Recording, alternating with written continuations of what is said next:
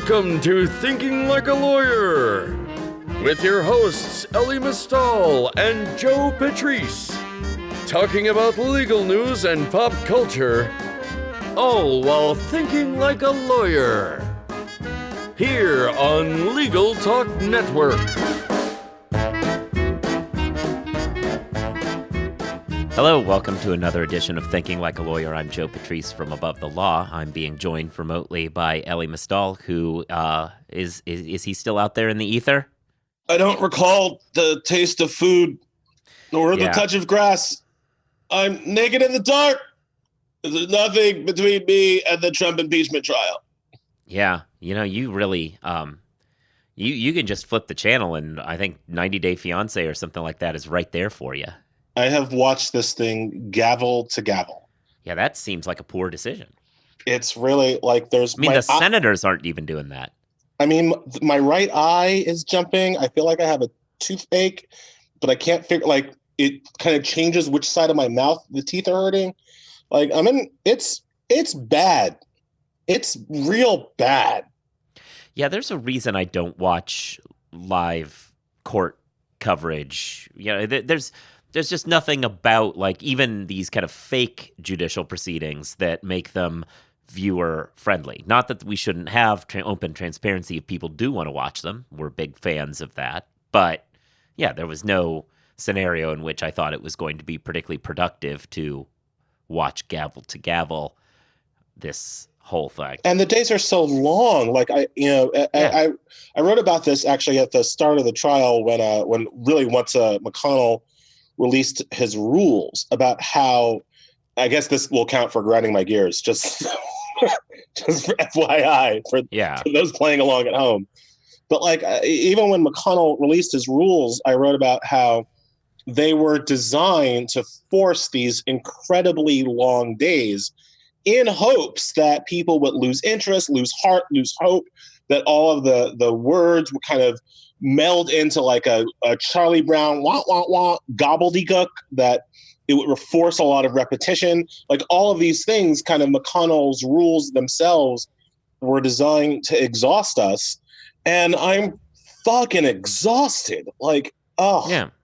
I can't remember who. I think it was our old friend, like Eric Siegel from Law Professor. I think he put on Twitter that this is only interesting to lawyers and political junkies, and it's not particularly interesting to either of them.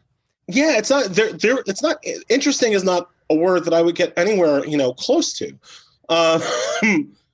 Which isn't to say they're boring. It's just they're important. Okay, and so I am trying to cover it because I understand that it's important. I understand that a lot of other people aren't going to have just the stamina or the time. Like they have real lives to watch all of these important things. So like, that's why, I'm doing it. But yeah, it's not even designed to be interesting. It's designed to be weighty. And obviously the Republicans are trying very hard to make it as clownish as possible. But no, it's not interesting. It's not fun. It's not, intellectually stimulating. It's mind-numbing, especially when the Republicans are talking. Yeah, and I'm not altogether sure that's not just a factor of what it is. There's a reason why people don't watch lots of C-SPAN on a day-to-day basis. Conversations in that chamber are boring. You add to it that it's like a court proceeding, which are, by design, not particularly exciting. Movie and television coverage of courtroom scenes notwithstanding, they are not scintillating. And yeah, you end up with something that is designed for the purpose of engaging the public, that is, by its very format, and not even because of gaming it, just by the very format of proceedings like this, not going to be interesting. I think the difference, though, between this and like a real court proceeding is that a real court proceeding does, and this is why real court proceedings make such good TV shows. In a court proceeding, there is drama. Is there? When's the last time you watched one? Because there isn't. And most of the time, like I've obviously been a lawyer in trials as well as a juror once. And no, there's not really drama. No, I disagree. I mean, I watched the last one before this that I watched any length of was a little of the Botham Jean trial. And when I say drama, I mean like there is drama in the outcome. You don't necessarily. Oh, okay. Right, that's what I'm talking. Right, you don't know how it's all going to play out. Right, so you're listening to the arguments. You're trying to kind of read the tea leaves. Of, oh, I think that might have been effective. Oh, I'm not sure if that landed. And then you're kind of waiting for like the result, which is a reveal at least. Right, like what is the jury going to say? How is the judge going to rule? Like these are inflection points of drama that you're driving to, and here you don't have that because that the decision is baked in, right? Like, this is just talking to get to an eventual conclusion, right? It's like it's why sports fans try not to see the score of the game if they have it on DVR, right? Like it takes a lot of the fun out of it. Even if you go back and it's your team and that it wins, it takes a lot of the fun out of it if you kind of already know like what's gonna happen. Yeah, no, I mean I could definitely hear that. And look, trials are very exciting when you're a participant in them, but they just aren't particularly interesting from the outside. In that way, they're much like baseball. They're interesting games to play, but for the outside, just like paint drying for several hours. Boo. Well, I mean, I guess if you're watching it through a camera that you're slowing down so that you can read signs, maybe that makes it more interesting. But otherwise, I don't know how you Mets people roll, but otherwise, So this was just, it was never going to be particularly engaging and scintillating, and it hasn't been. And you're showing the signs of wear and tear. I think there have been moments that were engaging and scintillating. Those moments were just, interspersed between hours and hours and hours of Republican bullshit. And some Democratic repetition, but mainly Republican bullshit. And like, there's only so much of that a human can take. And I feel very close to my limit. Yeah, it's almost as though everything we needed to know about this, we had already more or less known from just the process of a House investigation. I mean, and maybe there'll be witnesses, and that will be different than just rolling with the House investigations, but we'll see. We'll see. I mean, I'm not. Are you? Do you believe these reports that there aren't enough votes to stop witnesses?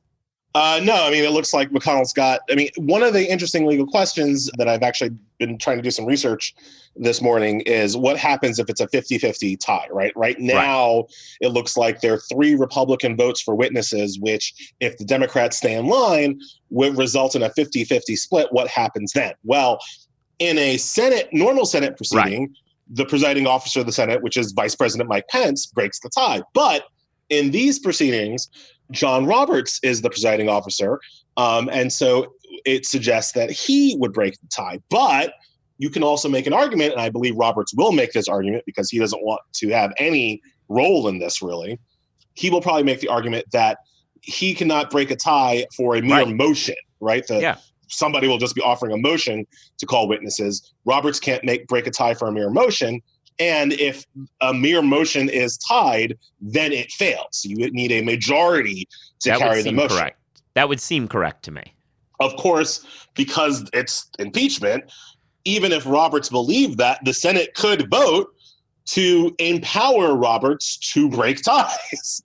True. But that would require, theoretically, they wouldn't do that if they already weren't interested in having him do that, right? Like if it's a 50-50 tie already, my guess is the people who are voting against it would prefer it just die than give him the power to make it not die.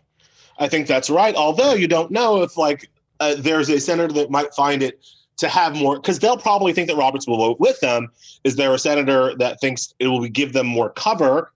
Either way, right? Is there a senator who thinks that it will give them more cover to not have witnesses if Roberts is the one that says it? Or is there a senator who does want to have witnesses, doesn't want to be on the record of voting against the great and terrible Trump, but feels like if they kick the decision to Roberts will do it. Thus, there are lots of different ins and outs. And one of the things that I've been trying to resist is what most of the media does, which is just parrot what Mitch McConnell wants them to say. Right. Like Mitch McConnell wants everybody to think that it's over. Mitch McConnell wants everybody to think that he has supreme control over his caucus and he knows the game before it's played. Well, except that's the opposite of what he did, right? Because he's the one who told Wall Street Journal he didn't have the votes. Although why? Right. Did he? Why? What did he want from that? Right. What he wanted yeah. was for Fox News to take a dump on Mitt Romney and Susan Collins, which they did. And right. Perhaps that alone was why Mitch McConnell said anything to pull a Lamar Alexander or a Richard Burr or somebody like that back in line. So you never, I mean, look, my point with all of this is that kind of reading, it's an old Matrix, my God, I'm so old. It's an old Matrix line from the Oracle. Yeah. Right? You can't see past the choices you don't understand. And people trying to predict what's going to happen through the black box that is Mitch McConnell, like, aren't necessarily doing themselves any favors. So, I'm trying not to assume that anything Mitch McConnell is saying is necessarily true, or that even if he's saying something that is true, that there's not some deeper ulterior motive behind it. The best thing for me to do, I think, and for Democrats to do, is to ignore what Mitch McConnell was saying and keep pressing their points that witnesses should be called. And we'll see what happens. You're just soldiering on, much like an ant, because today's episode is brought to you by your ant farm, which is very mad at you. All because you've been at the office slogging through an endless doc review project. Make better decisions, keep your pet, and work smarter with Logical, e-discovery software that gets you started in minutes. Don't let outdated e-discovery be the hill that you die on. Create your free account today at logiccull.com/ATL. That's logic with a K, CULL.com/ATL. I like that one. Yeah, thanks. I mean, we're starting to reach a point, though, where every week at around 2:30, I take a look and go, how many more animals can people keep as pets? Because we're starting to reach that limit. But I promise to keep trying. We might have to go to like the Tippi Hedren definition of pets, which is a much more expansive kind of zoological definition. I mean, we've already dealt with ponies. We might extend to more general livestock. We've had ponies and pot-bellied pigs, maybe just more livestock, because for some people those are pets. So I feel like you haven't fully plumbed the studio space around rodents. Yeah, that's true. I've done some rodents, but there are obviously many different kinds. Right. I've done the spinning the wheel joke with hamsters, but I guess I can figure out something else. But what do others do? I don't know. Well, my as some of you dedicated listeners know, my dog recently passed away, and we're very sad about that here. Of course, the kids don't give a fuck, and they're, we're gonna get another pet. My youngest son is really like crazily into reptiles, and so there is some talk in the family as like a gateway drug back into opening our hearts again. We might get some kind of gecko or iguana or some shit. Oh, okay. That's good, but reptiles, okay, I'll keep that in mind too. I'm generally against it. Sorry, me and my wife are very much against it. But we're speaking of, we're not sure if we have the votes to carry the motion. That's fair. That's totally fair. So, what was it that you wanted to discuss today? All right. So obviously, I haven't had a lot of time to read news that's not about impeachment. But Joe, that's okay, because I think for our audience of high-end, well-educated, generally lawyers or wannabe lawyers, we need to talk about the national embarrassment that is Professor Alan Dershowitz. He's not had a good year. He has truly, fall from grace does not begin to describe it. First, it connotes a grace that perhaps was never there. But the delta between kind of the respect that, even grudging respect that Dershowitz was held in amongst the legal community even 10 years ago. Yeah. So what we're seeing now is just the delta is so wide, and it seems like this impeachment has been almost the capstone or death knell, depending on which way you want to think of it, of a storied legal career where he has gone from, one of the more respected, again, grudgingly, criminal defense lawyers in the country to truly, through this impeachment trial, a straight up mouthpiece for despotism. His argument that's being surfaced very much as we record this is the one that he made during the question and answer portion of the impeachment trial, where he argued with, no artifice that any president, certainly this president, potentially any politician, always thinks that their reelection is in the public or national interest. Therefore, any type of election interference they might do, or general corruption they might do in furtherance of their own reelection, is definitionally an issue of the state, is definitionally in the public interest, not their private interest, because their reelection is in the public interest. And therefore, you can never impugn corrupt motive to any action whatsoever that a politician or president takes on behalf of their own reelection. Yeah, it's a bold take. Straight up Louis XIV, l'état c'est moi, this I am the state vision of presidential authority. Yeah, it's pretty astounding. There are almost no words. And for this to be said again, not in a law review article, okay? Not in the East Northwestern law review of typesetting and plumbing. This was said in the well of the Senate. This was said as a defense for the current president of the United States. And it is a defense that Republicans are parroting because they're so craven, they will say anything that helps their guy. It's hard to reconcile what Dershowitz is saying and what Republicans are apparently willing to go with any even philosophical conception of a republic bound where the officials are bound by the rule of law. Yeah.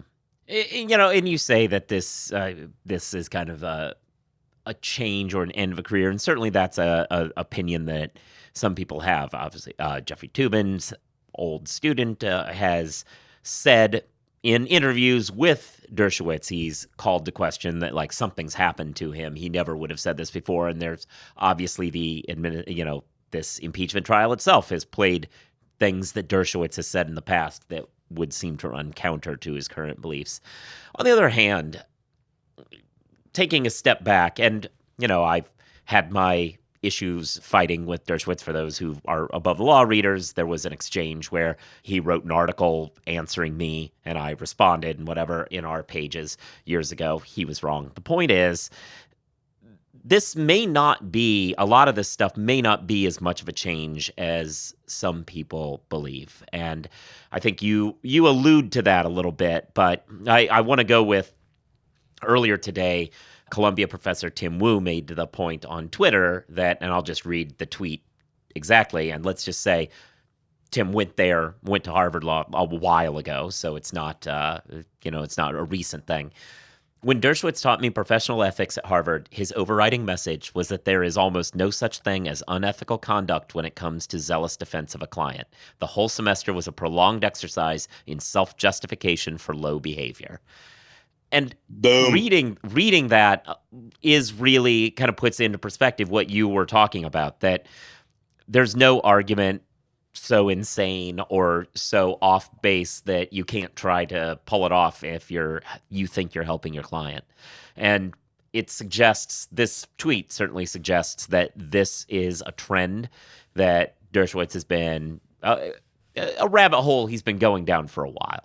This is really what I wanted to talk to you about today, Joe, because I feel like for non-lawyers, it's almost like the Giuliani thing, right? Where like for non-New Yorkers, it's like, wow, who knew Giuliani was crazy? And New Yorkers are like, everybody forever knew that Giuliani was crazy.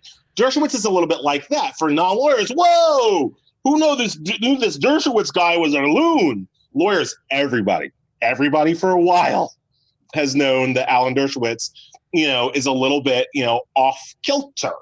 And the off kilterness comes from exactly what Wu is talking about. His true belief, I believe, from forever. Like, this is not new, this is not recent, but his true core belief is that you can say anything in defense of a client. It doesn't have to be reasonable. It doesn't have to be ethical. It doesn't have to be factual. It doesn't have to be rational. If it's mouth noises that you can produce that somehow help your client, it is okay. I wrote today in The Nation that one of the true brilliances of Dershowitz's criminal defense career is that he is able, through sheer bombast, to make most of the cases that he's involved in about him, as opposed to the alleged criminal he is defending. Right. Which is useful if you are a criminal defense attorney, because you'd much rather the jury be making decisions about you and your credibility as opposed to your guilty ass's client's credibility, right? So like, this is part of the trick. This is part of the show, making these kinds of increasingly outrageous arguments.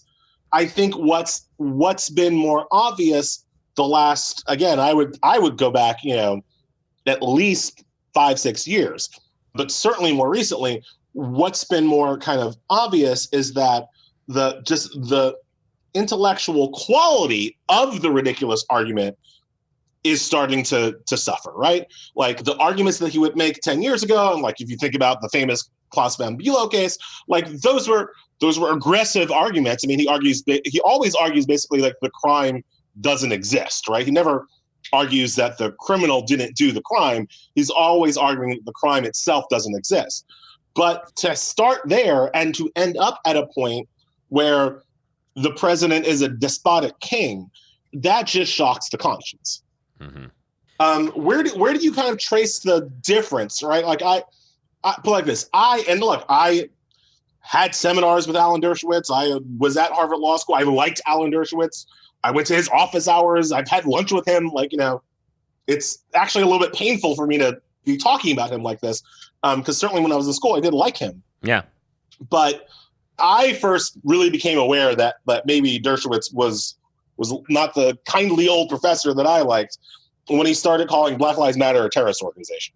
Like, well, that was certainly, for those who want to go back, that was the subject matter of the argument that we had in the pages of Above the Law. I made a quip that, he clearly had, was off, out of his mind to do that. And he felt the need, so incensed by that, to write in our pages a response about how they really were a terrorist organization. And I responded that was still not answering any of my major points. But that was the subject matter of that interaction. So that's kind of where I trace it to in my personal kind of revelation, that's where I trace to, like, oh my goodness. Is it similar for you, or were you kind of on to the grift or the game a little bit before that? I don't know as though I was necessarily noticing. It was more of a slow boil. I feel as though there are two factors at play here. The overzealousness and the kind of constant drive for attention and the questionable ethics that brings up the issue that Tim Wu's talking about in his tweet. That, I believe, I felt all along, dating back to at least OJ era.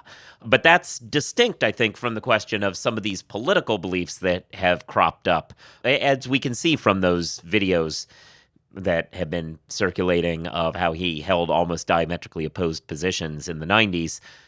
These political shifts, it probably was around the time of his take on Black Lives Matter, although probably a little bit before, because he was already defending Trump on Fox at that point. But around then is when the political side changed, and the idea that he would be willing to use his flexible opinions about what it means to zealously defend somebody toward that end, that is a different question that I think has been very much driven in the last 5 or 6, at most 5 years. I think the other thing that's worth pointing out, again, like, unlike a lot of legal commentators and pundits and whatever, I come at these things kind of very straight up from the criminal defense's side. Like, if I'm going to have a bias, I'm always going to be biased towards the criminal defense.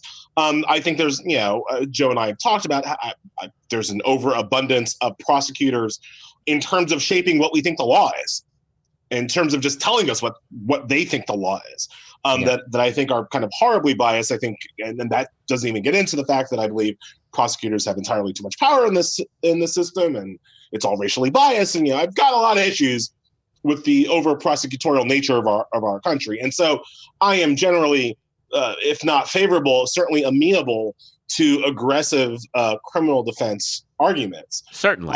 So I think we're going to say, like, I am not criticizing Alan Dershowitz or any of the Trump lawyers for mounting a zealous defense for their clients.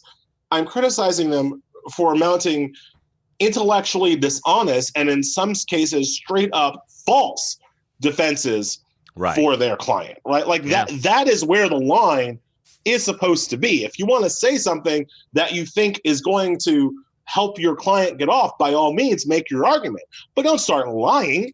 Yeah. Don't start lying, not just about the facts, but just don't start lying about, what words mean. One of Dershowitz's what the definition of is that what you call back to the last impeachment. Right, but that's where you start. But I'm saying that's where, to me, ethics starts getting challenged, right? Like when you're being overtly intellectually dishonest about laws and facts, when you are being purposefully deceitful about the facts of your own case, that's where I start to have problems. Alan Dershowitz's argument that abuse of power does not comport with an original understanding of the impeachment clause has been rejected by the Federal Society.